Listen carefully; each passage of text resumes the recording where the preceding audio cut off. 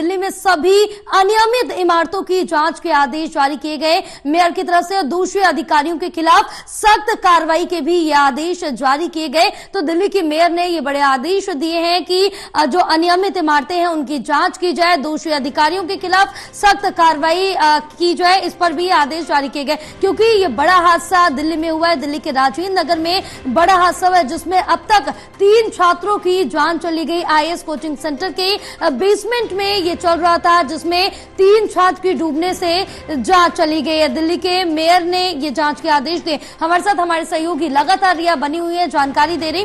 रिया, क्योंकि अब इस पूरे मामले पर जो दिल्ली की मेयर है उनकी तरफ से भी आदेश जारी कर दिए गए, एमसीडी कमिश्नर को ये आदेश दिए गए कि इस मामले पर सख्त कार्रवाई की जाए और भी जो अनियमित इमारतें हैं उनकी जांच की जाए और जो भी दोषी अधिकारी पाए जा रहे हैं उनको भी सामने लाया जाए।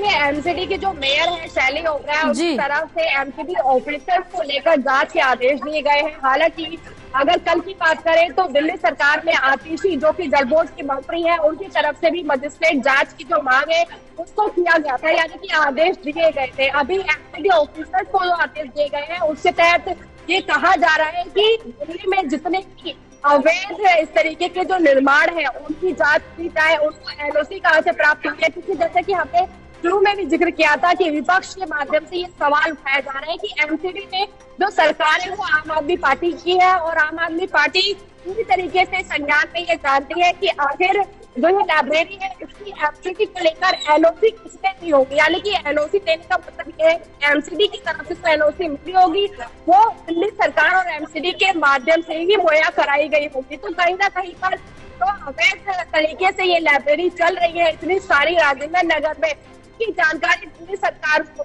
होगी। तो इस तरीके के सवाल विपक्ष के माध्यम से उठाए जा रहे हैं, लेकिन दिल्ली सरकार के मंत्री ने मजिस्ट्रेट जांच के आदेश दिए। बिल्कुल, मजिस्ट्रेट जांच के आदेश इस पूरे मामले पर दे दिए गए, जांच का जो कार्रवाई है उसको भी करने की बात कही गई है। फिलहाल रिया, आगे भी इसी मामले पर आपसे जानकारी लेते रहेंगे, आप हमारे साथ बने रहिए क्योंकि अब इस पूरे मामले पर राजनीति भी शुरू हो गई।